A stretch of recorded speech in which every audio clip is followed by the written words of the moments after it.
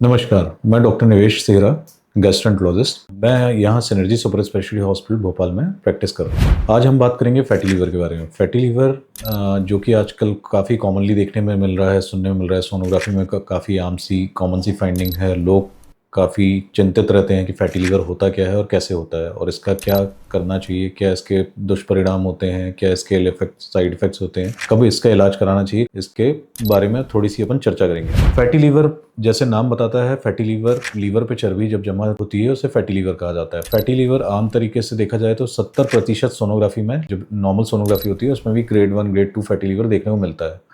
तो fatty liver अपने आप में एक बीमारी नहीं है। फैटी लीवर सिर्फ ये दर्शाता है कि लीवर पे चर्बी जमा है। अगर लीवर पे कुछ हानि पहुंचना चालू होती है तो उसे स्टीटोहेपेटाइटिस कहते हैं, जिसके कारण से एलएफटी डेरेंज हो सकते हैं। अगर उसका नियमित रूप से इलाज नहीं किया जाए या समय पे उसकी प्रिकॉशंस ना लिए जाएं तो लंबे समय में लीवर सिरोसिस तक भी देखा जाता है। फैटी लीवर या फिर नैश रिलेटेड जो बीमारियां हैं जिनसे लीवर पे हानि पहुंचती है, इसकी ये आज की डेट में बहुत क्योंकि लाइफ स्टाइल बहुत ज़्यादा चेंज हो गई है। लोगों का सीडेंट्री लाइफ स्टाइल मतलब फिजिकल वर्क कम हो गया है और फिजिकल एक्टिविटी कम हो गई है। सिटिंग ऑफिस जॉब बहुत ज़्यादा हो गई है। जंक फूड और डाइटरी हैबिट्स काफ़ी चेंज हो गई है। उस कारण से फैटी लीवर आजकल देखने को काफ़ी मिल रहा है। जैसे फैटी लीवर और साथ में ओबेसिटी और फैटी लीवर साथ साथ चलता है। अगर वो शरीर में के किसी भी हिस्से में चर्बी जमा हो रही है, मोटापा, सेंट्रल ओबेसिटी अगर हो रही है तो फैटी लीवर जाहिर सी बात है होगा। तो फैटी लीवर का सबसे पहला टेस्ट जो अपन करवा सकते हैं वो नॉर्मल एक एलएफटी की जाँच जो होती है, कॉमन रूटीन टेस्ट है। लीवर फंक्शन टेस्ट,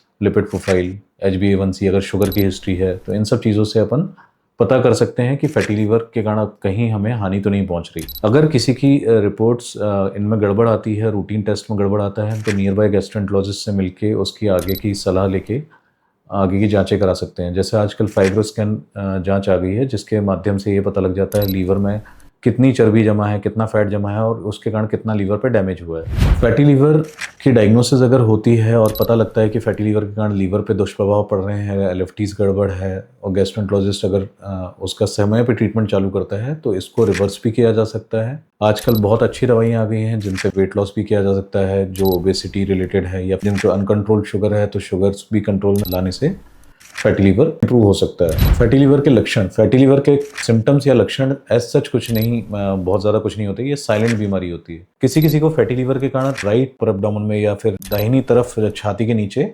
हल्का सा दर्द या डिस्कम्फर्ट महसूस हो सकता है जब लीवर कैप्सूल स्ट्रेच होता है उस कारण से। अदरवाइज इसके कोई लक्षण नहीं होते। जैसे से ये फैटी लीवर अगर लीवर को डैमेज करता है और लीवर सिरोसिस तक आ जाता है तो उसके बाद सिरोसिस के लक्षण जो देखने को मिलते हैं, पेट में पानी भरना, पेट फूल जाना, पीलिया होना, ये सब बहुत लेट इफेक्ट्स होते हैं। अगर किसी को फैटी लीवर डायग्नोस होता है या फैटी लीवर की परेशानी होती है तो आमतौर से हम लोग उनको सुझाव देते हैं कि अगर वो 10% अपना वेट लॉस कर देता है तो ये फैटी लीवर के चेंजेस रिवर्स होने चालू हो जाते हैं।